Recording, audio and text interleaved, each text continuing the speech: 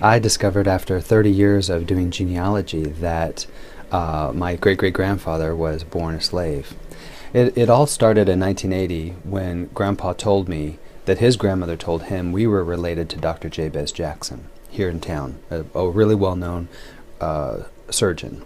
And so I tried then at 11 years of age to connect Arthur with Dr. Jackson, and I couldn't do it, couldn't find the connection. I found a lot about Dr. Jackson's ancestry, going back in time to the 1860s, but no connection to Arthur. So I put those notes away, and it was 30 years later, in 2010, when I got an email from a cousin I'd never even met. We corresponded online on doing genealogy.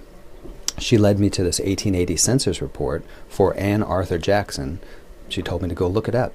I did, and this Arthur Jackson was living with a white family named Jackson. So I traced them back in time, and the name started sounding familiar. Ended up being Dr. Jackson's family. So that was the record that connected Arthur with Dr. Jackson.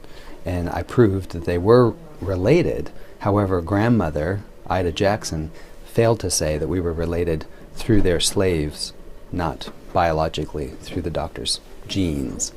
Here you can see a slight difference in skin tone between Ida and Arthur.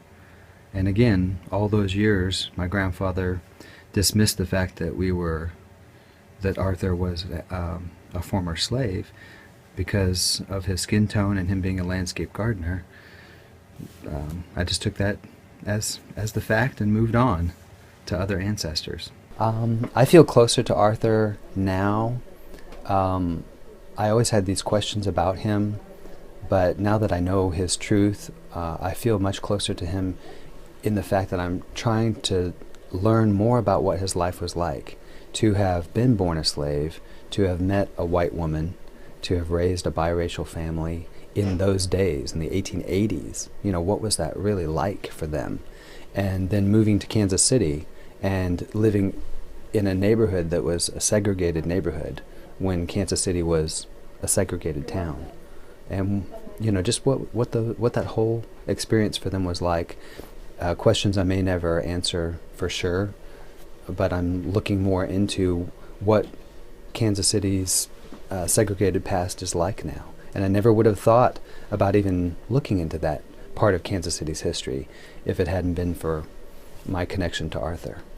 So when I told grandfather that I had discovered that grandma was telling the truth, that we were related to Dr. Jackson, it's just that we were in truth related to his slaves family.